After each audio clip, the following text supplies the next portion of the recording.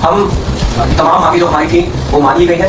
तो हम immediate effect से प्रोटेस्टर से रिक्वेस्ट करते हैं कि आप विड्रॉ करें, पीसफुली अपने घर वापस जाएं और आगे की जो भी हमारी रणनीति होगी या बातचीत होगी उससे हम आपको अवगत कराएंगे। नमस्कार साथियों, एक बड़े अपडेट के साथ हम लोग उपस्थित हुए हैं बात करने के लिए कि यूनियन एजुकेशन मिनिस्टर जो कि धर्मेंद्र प्रधान जी थे, उन्होंने अपने पद से इस्तीफा दे दिया है।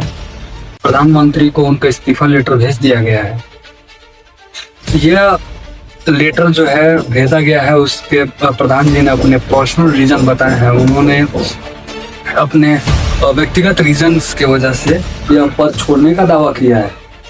दोस्तों, जो सीजेपी और स्टूडेंट्स का जो प्रोटेस्ट चला आ रहा था, क्या उसके दबाव में प्रधान जी का रेजिग्नेशन हुआ है या फिर उन्होंने स्वतः अपने विचारोक्ति से उत्पन्न जो अभिभावना होता है उसके तहत उन्होंने यह फैसला लिया है?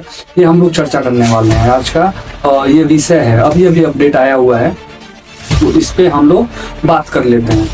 दोस्तों, यूनियन जो एजुकेशन मिनिस्टर हैं धर्मेंद्र प्रधान जी, उनका रेजिग्नेशन लेटर प्रधानमंत्री जी को भेज दिया गया है और इस पर जश्न मनाते हुए सीजेपी ने जो उसमें प्रोटेस्टर्स हैं और जो उनके लीडर्स हैं, जैसे कि लीड रोल में अभिजीत दीपके, सौरभ दास और राणे के, उन्होंने भीड़ को संबोधन करते हुए, जो प्रोटेस्टर्स हैं उनको संबोधन करते हुए यह कहा कि धर्मेंद्र प्रधान जी ने इस्तीफा दे दिया है और यह एक हमारी बहुत बड़ी जीत है। और इससे स्पष्ट होता है कि जैसे हम लोग धर्मेंद्र प्रधान जी का इस्तीफा ले सकते हैं या फिर ले लिया है, वैसे ही हम अब किसी भी मुद्दे पर अगर किसी का भी रेजिग्नेशन चाहे तो वो ले सकते हैं। इसमें तमाम तरह के कंट्रोवर्शियल न्यूज भी आ रहे हैं। उन्होंने इस प्रोटेस्ट को बढ़ाने पर अभी कोई विचार प्रस्तुत किया नहीं है उतने मन से, लेकिन एक कॉल आउट का जो प्रोटेस्ट कॉल आउट का एक मैसेज भी वायरल हो रहा है कि कॉल आउट का ऑप्शन भी उन्होंने दे दिया है। एंड अभिजीत दीपके को कई मीडिया चैनल से बात करते हुए यह भी पाया गया कि यह प्रोटेस्ट अभी लंबा चलेगा और जो कि दिल्ली में जो जंतर मंतर के बाद से जो संसद में मार्च हुआ था 20 जुलाई को, उसमें जिन बच्चों पर जिन पुलिस वालों के द्वारा लाठियां बरसाई गई हैं वो काफी ब्रूटली हैं और उन पे एक्शन होना चाहिए। और जिन पुलिस वालों ने उन बच्चों को मारा है उन पे एक्शन होकर उनका भी रेजिग्नेशन होना चाहिए, यह अभिजीत दीपके ने कहा है। लेकिन दोस्तों, हम सबको पता है कि एक तरफा ये बयानबाजी है। इस तरह से उन स्टूडेंट्स के बीच छुपे हुए उग्रवादियों ने, जिनकी संख्या लगभग 200 प्लस बताई जा रही है, जिनको ऊपर काफी पहले से ही कई सारे ऐसे धाराएं लगे हुए हैं जिनके तहत उनको कई बार जेल भी भेजा गया है, वो गुंडे भी दिखाई दिए हैं। पुलिस के सीसीटीवी कैमरे जो दिल्ली पुलिस के द्वारा लगाया गया था उसमें उनको साफ साफ देखा जा सकता है। तो यह कहना कि उन पुलिस वालों के खिलाफ कार्रवाई होगी, यह गलत है। अगर जांच का विषय है, जांच होना चाहिए और जांच में जो दोषी पाया जाए, अगर बच्चों की तरफ से पाया जाता है तो उसके लिए भी सजा का प्रावधान होना चाहिए। और जो पुलिस वाला है, अगर उसने कुछ गलत किया है तो उसके ऊपर भी कार्रवाई होनी चाहिए। उसके बाद हम लोग बात करें कि इन लोगों का जो 3 डिमांड था, जिसमें कि धर्मेंद्र प्रधान जी का इस्तीफा पहला था। दूसरा, ये लोग चाहते थे कि जो बच्चे भी नीट एग्जाम के बाद से जिन्होंने सुसाइड किया है उनके परिवार को कॉम्पनसेशन के तौर पे 1 करोड़ रुपए का मुआवजा सरकार दे। सरकार ने इस विषय पर जो भी सरकारी प्रावधान होते हैं, जो प्रोविजंस होते हैं, उनको फॉलो करने का निर्देश दिया है। उसके तहत जो भी कॉम्पनसेशन उनका बनता है उनको दिया जाएगा।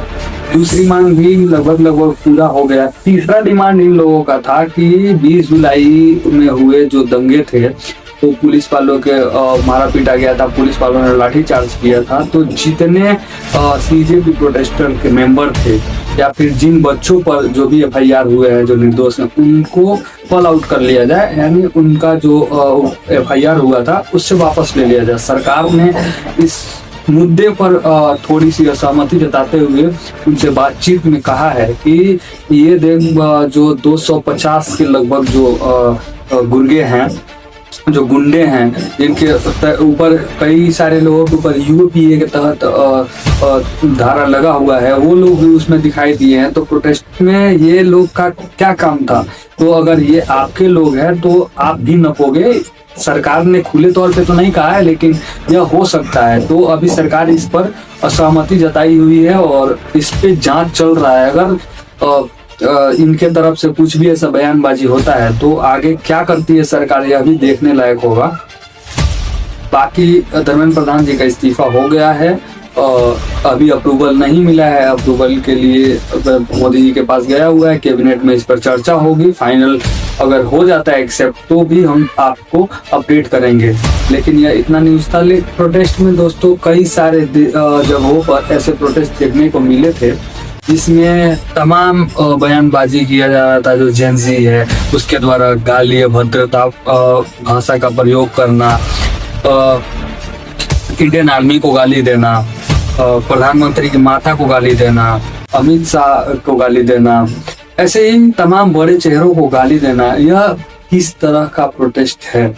और ये स्टूडेंट है, ये स्टूडेंट नहीं है दोस्तों, ये लोग वो इन्फ्लुएंसर और सोशल मीडिया को मतलब अपने जिस्म फरोशी करके फेमस होने के आह और चाह में वो इतने लीन हो चुके हैं, उनको पता ही नहीं है, उनको कोई खबर ही नहीं है कि वो कर क्या रहे हैं। कई सारे ऐसे वीडियो हम लोगों के सामने आए हैं जिसमें रोड पे मोदी जी का चेहरा बनाकर उसके साथ अश्लील हरकत करते हुए कई सारे लोग पाए गए हैं। क्या यह एक सुलझा हुआ स्टूडेंट या फिर एक बुद्धिजीवी स्टूडेंट जिसके अंदर मतलब यूं कहे कि उसके अंदर आत्मा अगर हो तो ये करता हुआ मतलब वो दिखेगा?